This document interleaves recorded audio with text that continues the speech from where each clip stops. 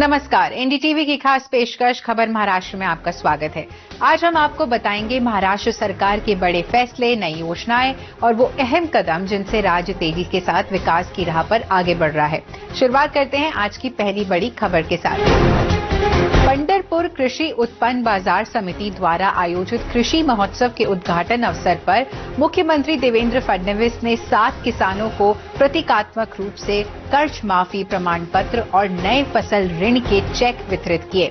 उन्होंने कहा कि किसानों से किया गया वादा निभाते हुए सरकार देश की सबसे बड़ी कर्ज माफी योजना लागू कर रही है। ऐतिहासिक पुण्य श्लोक अहिल्या देवी होल्कर शेतकरी कर्ज मुक्ति योजना के तहत राज्य के 56 लाख किसानों को कर्ज माफी का लाभ मिलेगा। इसके तहत सरकार ने पहले चरण में लगभग 17 लाख लाभार्थियों के लिए 13,000 करोड़ रुपए आवंटित किए हैं। इसके अलावा नियमित रूप से ऋण चुकाने वाले किसानों को 50,000 रुपए का प्रोत्साहन अनुदान दिया जाएगा। वहीं करीब 50 लाख किसानों के 48,000 करोड़ रुपए के बिजली बिल भी माफ किए गए हैं। मुख्यमंत्री ने भरोसा दिलाया है कि इस योजना से कोई भी पात्र किसान वंचित नहीं रहेगा।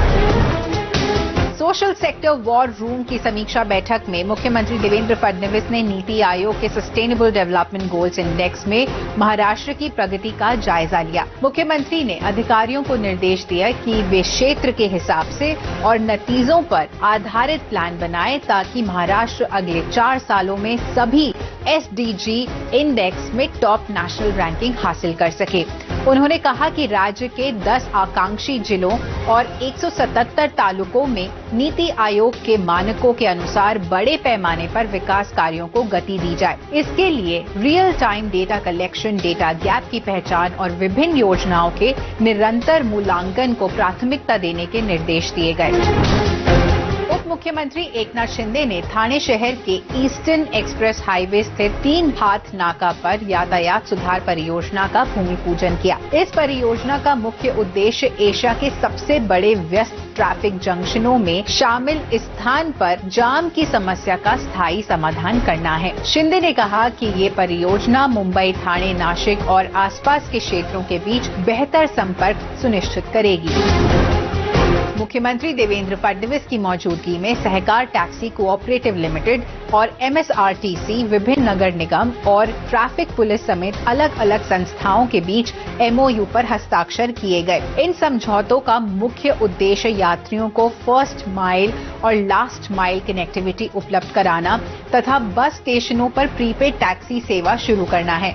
भारत टैक्सी प्लेटफॉर्म के जरिए Navi Mumbai international airport, MSRTC बस स्टेशनों और दूसरे बड़े ट्रांसपोर्ट हब पर ऐप बेस्ड और कैशलेस ट्रांसपोर्ट सर्विस उपलब्ध कराई जाएगी।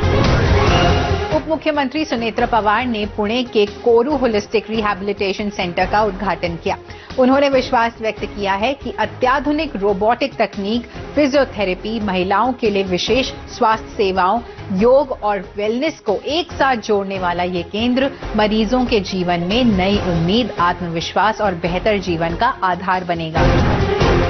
नागपुर महानगर पालिका द्वारा आयोजित समारोह में मुख्यमंत्री देवेंद्र फडणवीस ने केंद्रीय मंत्री नितिन गडकरी की उपस्थिति में 579 उम्मीदवारों को नियुक्ति पत्र सौंपे और व्हाट्सएप टिकटिंग सेवा का शुभारंभ किया। मुख्यमंत्री ने कहा कि महाराष्ट्र के इतिहास में पहली बार लाड पागे समिति की सिफारिशों के अनुसार सफाई कर्मियों के वारिसों को क्लास 3 पदों पर नियुक्ति दी गई है। उन्होंने श्रम साफल्य योजना के तहत सफाई कर्मियों को 300 वर्ग फुट तक का निःशुल्क घर देने की ऐतिहासिक घोषणा भी की।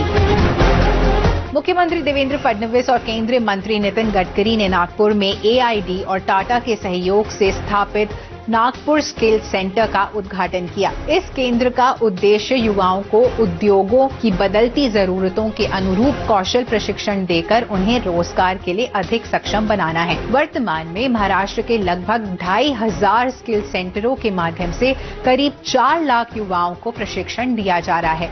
इस पहल का उद्देश्य भविष्य के लिए एक फ्यूचर रेडी वर्कफोर्स तैयार करना है और महाराष्ट्र में रोजगार के अवसरों को बढ़ावा देना भी।